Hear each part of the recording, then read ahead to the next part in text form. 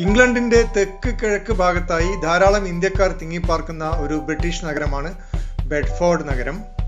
London നഗരത്തിൽ നിന്ന് അല്പം വടക്കോട്ട് മാറിയാണ്. 1 മണിക്കൂർ യാത്ര ചെയ്താൽ 60 കിലോമീറ്റർ ദൂരമുണ്ട്. ബെഡ്ഫോർഡിൽ എത്തിച്ചേരാൻ പറ്റും.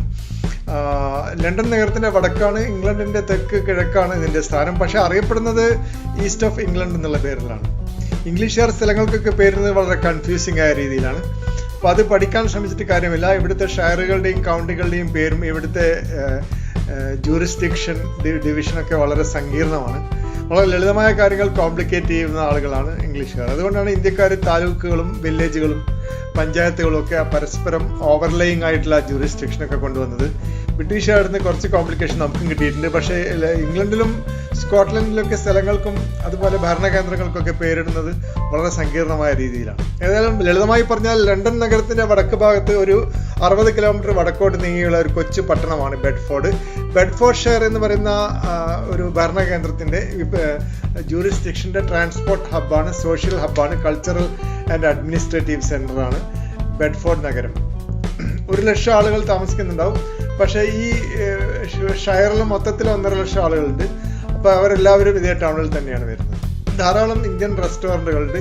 ഇന്ത്യക്കാർ കൂടുതലും കാശുണ്ടാക്കുന്നത് റെസ്റ്റോറൻറ്റ് നടത്തിയിട്ടാണ്. കൂടുതലും പഞ്ചാബികളാണ്. മുസ്ലിങ്ങളും ധാരാളമുണ്ട്. 4 ജുമാ മസ്ജിദുകളുണ്ട്. പിന്നെ ഒരു ബുദ്ധിസ്റ്റ് ക്ഷേത്രവും ഹിന്ദു ക്ഷേത്രവും ഇവിടെയുണ്ട്. ലണ്ടൻ നഗരത്തിന് പുറത്തുള്ള ഏറ്റവും വലിയ സിഖ് ഗുരുദ്വാര ഉള്ളത് ബെഡ്ഫോർഡ് നഗരത്തിലാണ്. ഒരു വാൽമീകി ക്ഷേത്രവും ഇവിടെയുണ്ട്.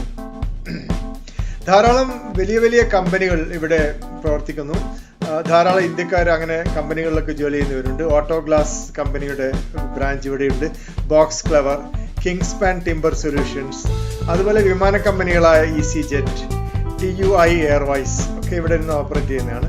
കോസ്റ്റ കോഫിയുടെ ഒരു സെന്റർ ഇവിടെയുണ്ട്. അൾട്രാവിഷൻ, അതുപോലെ മോട്ടോ ഹോസ്പിറ്റാലിറ്റി തുടങ്ങിയ വലിയ വൻകിട ബ്രിട്ടീഷ് കമ്പനികൾക്കൊക്കെ ബെഡ്ഫോർഡ് നഗരത്തിൽ പ്രസൻസ് ഉണ്ട്.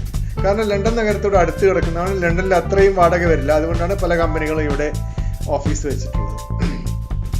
പിന്നെ ലണ്ടനിൽ നിന്ന് തീവണ്ടി മാർഗം വരാൻ വളരെ എളുപ്പമുണ്ട്. London north western railway connect ചെയ്യുന്നുണ്ട് ടെംസ് ലിങ്ക് വഴി.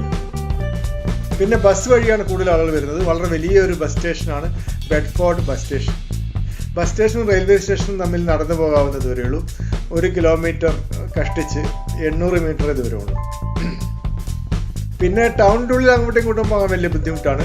സിറ്റി ബസ്സുകൾ കുറവാണ്. പിന്നെ ടിക്കറ്റ് ചാർജ് വളരെ കൂടുതലാണ്. നടന്നു പോകുന്നതാണ് നല്ലത്. ഇന്ത്യക്കാരൊക്കെ നടന്നിട്ടാണ് പോകുന്നത്. പിന്നെ മിക്കവാറും ടൗണിലെ എല്ലാ സ്ഥലങ്ങളും നടന്നെത്താവുന്ന ഒരു ഇടുങ്ങിയ ടൗണാണ്. അപ്പം അതുകൊണ്ട് നടക്കുന്നതാണ് സുഖം. പിന്നെ സൈക്കിൾ യാത്രക്കാർക്ക് വേണ്ട സൗകര്യങ്ങളൊന്നും ഏർപ്പെടുത്തിയിട്ടില്ല. അത്ര മോഡേൺ അല്ല ബെഡ്ഫോർഡ്. ഒരു പഴഞ്ചൻ മോഡലുള്ള ടൗണാണ്.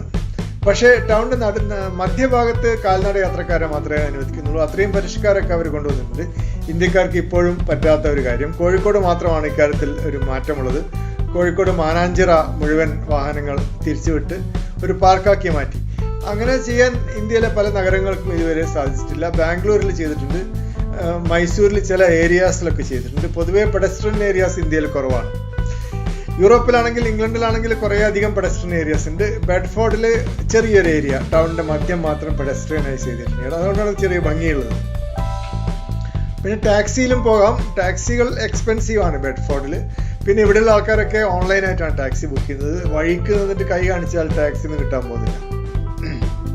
പിന്നെ കാണാൻ കാഴ്ചകൾ കുറവാണ്. ഒരു ബെഡ്ഫോർഡ് പാർക്ക് ഉണ്ട്.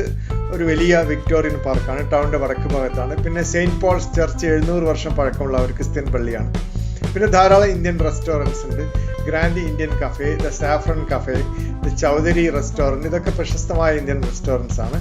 അതുപോലെ ഷാങ്കായ് ബീച്ച് റെസ്റ്റോറൻറ്റ് നല്ല ചൈനീസ് ഭക്ഷണം കിട്ടുന്ന ഒരു റെസ്റ്റോറൻ്റ് ആണ്. പിസേറിയ സാന്റനീലോ നല്ല പിസ്സ കിട്ടുന്ന ഒരു ഇറ്റാലിയൻ റെസ്റ്റോറൻ്റ് ആണ്. പിന്നെ റൈസ് റെസ്റ്റോറൻറ്റ്, അരി ഹോട്ടൽ, നല്ല ചോറും കറിയും കിട്ടുന്ന ഒരു തായ്ലൻഡ് ഹോട്ടലാണ്. ഇന്ത്യക്കാരൊന്നും അവിടെ പോകാറില്ല. കാരണം കയ്യിൽ ഒട്ടുന്ന തരം തായ്ലൻഡ് ചോറാണ് കിട്ടുന്നത്. ഓവർ കുക്കഡ് ആയിരിക്കും. പിന്നെ താമസിക്കാനുള്ള ഹോട്ടലുകളൊക്കെ ചിലവ് കൂടുതലാണ്. സ്വാൻ ഹോട്ടൽ ഹൈ സ്ട്രീറ്റിൽ എംബാങ്ക്മെന്റിന്റെ മുകളിലാണുള്ളത്. 100 റൂമുകളുണ്ട്. ഓരോ റൂമിനും ദിവസ വാടക 10,000 രൂപ വെച്ചിട്ടാണ്. പിന്നെ കുറച്ച് വാടക കുറഞ്ഞിട്ടുള്ളത് വിക്ടോറിയ ഗസ്റ്റ് ഹൗസ് ആണ്. അത് ധാരാളം മരങ്ങളുള്ള ഹൈ സ്ട്രീറ്റിൽ തന്നെയാണ്. നല്ല ഭംഗിയുള്ള സ്ഥലമാണ്. ബെഡ് ആൻഡ് ബ്രേക്ക്ഫാസ്റ്റ് ആണ്. 3500 രൂപയാണ് ഒരു ദിവസം ഈടാക്കുന്നത്. ഇതൊക്കെയാണ് ബെഡ്ഫോർഡ് നഗരത്തിലെ food and accommodation. Thank you.